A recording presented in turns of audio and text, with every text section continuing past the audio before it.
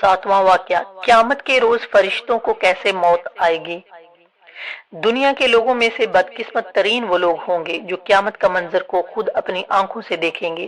اس روز یعنی قیامت کے دن سے پہلے ایک دم ایک خوفناک آواز آئے گی جس کے خوف سے سب لوگ سب کچھ بھول جائیں گے۔ اس خوفناک آواز کے بعد سورج پھٹ جائے گا، تارے ٹوٹ جائیں گے، چاند بکھر کر ریزہ ریزہ ہو جائے گا اور زمین میں دراڑیں پڑ جائیں گی اور پہاڑ روئی بن جائے گا، سمندر میں آگ لگ جائے گی، دنیا تہس نہس ہو جائے گی۔ پھر اس خوفناک آواز کے ساتھ پوری دنیا کو اللہ تعالیٰ موت دے دے گا۔ جب سب کچھ ختم ہو جائے گا پھر پہلے، دوسرے، تیسرے اور اسی طرح ساتویں آسمان تک سب کو موت دے دی جائے گی۔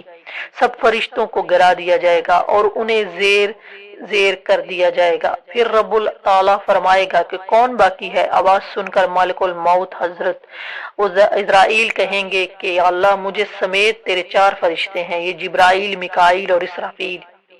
اللہ تعالیٰ فرمائیں گے کہ جبرائیل اور میکائیل مر جائیں۔ اس پر اللہ کا عرش کہے گا یا اللہ جبرائیل اور میکائیل کو، تو اس وقت اللہ تعالیٰ فرمائے گا کہ خاموش، میرے عرش کے نیچے ہی موت ہے۔ پھر دوبارہ اللہ تعالیٰ فرمائے گا کہ کون باقی ہے۔ جواب آئے گا کہ عرش کے فرشتے یعنی اسرافیل اور عزرائیل۔ پھر اللہ فرمائے گا اسرافیل مر جائے۔ اس وقت اسرافیل سور پھونک رہے ہوں گے اور ان کے ہاتھ سے سور نکل جائے گا اور جا کر اللہ کے عرش پر لگ جائے گا۔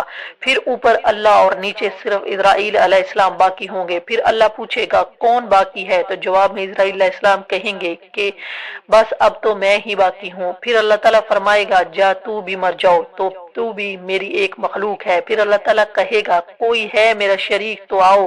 پھر اللہ تعالیٰ زمین و آسمان کو ایک جھٹکا دے گا اور فرمائے گا کہ میں یکتا ہوں، میرا کوئی شریک نہیں۔ اللہ اکبر۔ اللہ تبارک تعالیٰ سے دعا ہے کہ اللہ تعالیٰ ہم سب کو ایمان والی زندگی اور ایمان والی موت عطا فرمائے۔ اللہ تعالیٰ ہم سب کو قیامت کی تیاری کرنے کی توفیق عطا فرمائے۔ اللہ تعالیٰ ہم سب کا حامی و ناصر، امین یا رب العالمین۔